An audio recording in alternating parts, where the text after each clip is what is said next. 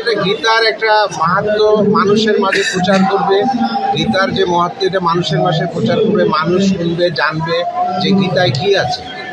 গীতায় যে জিনিসটা আছে সেই জিনিসটা আমাদের সর্বকর্মের মধ্যে আছে। যদি মানুষ কর্ম করে তাহলেই ধর্মটা পাবে। সেইভাবে জাগ্রত করা, তারা যাতে সৎ পথে চলে এবং জনকল্যাণে কাজ করে। শুধু জনকল্যাণ না, ভগবান শ্রীকৃষ্ণ বলেছেন যে প্রত্যেকটা জীবের ভিতর আমি আছি, অর্থাৎ ঈশ্বর প্রত্যেক জীবের, পরমাত্মা প্রত্যেক আত্মার ভিতর রয়েছে। অতএব আমরা শুধু মানুষ না, প্রত্যেক জীবকেই আমাদেরকে ভালোবাসতে হবে এবং ধর্ম বর্ণ এটা নিয়ে কোনো ভেদাভেদের কোনো কারণই থাকতে পারে না। প্রত্যেক সৃষ্টি ঈশ্বরের সৃষ্টি এবং আমরা যাকে ঈশ্বর বলছি, কেউ আল্লাহ বলছেন, কেউ গড বলছেন। অতএব ক্রিয়েটর অর্থাৎ সৃষ্টিকর্তা কিন্তু এক।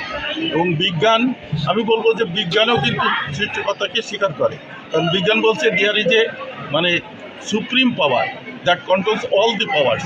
একটা মহাশক্তি রয়েছে যা সমস্ত শক্তিকে নিয়ন্ত্রণ করে। এই মহাশক্তি হচ্ছেন ঈশ্বর, কেউ বলে আল্লাহ, কেউ বলে গড। অতএব আমরা সকলেই সৃষ্টিকর্তা, সৃষ্ট প্রাণী, মানুষ থেকে আরম্ভ করে সকলের কল্যাণের কথা গীতায় বলা হয়েছে।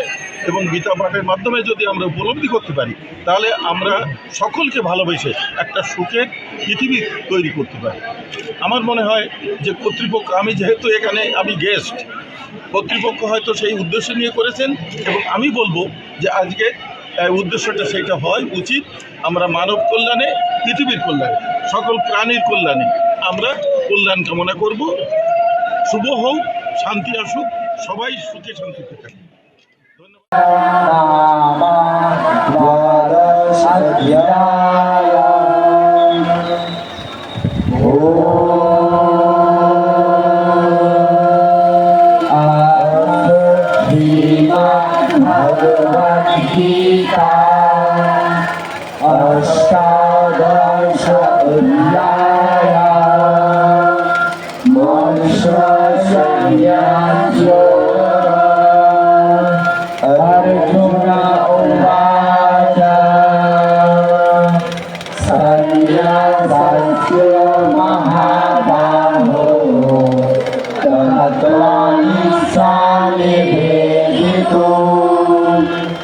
Yavasya Chai Shike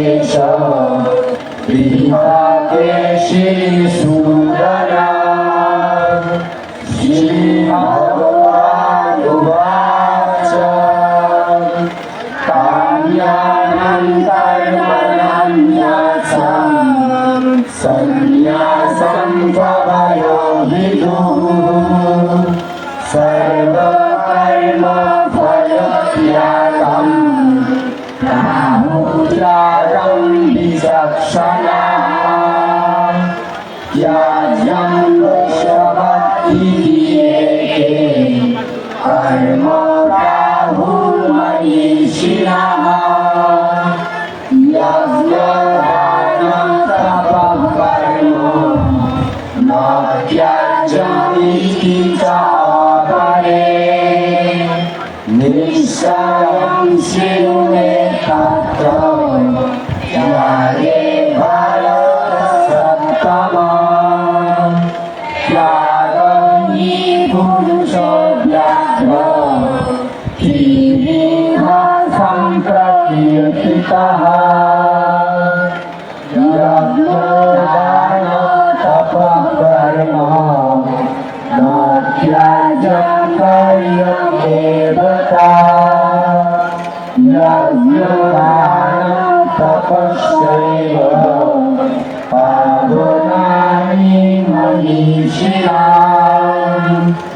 एतान्यपि तु कर्माणि सङ्गं त्यक्त्वा फलानि च कर्तव्यानि ते मे पार्थ निश्चितं मतमुत्तमम् निरतस्य तु सन्न्यासः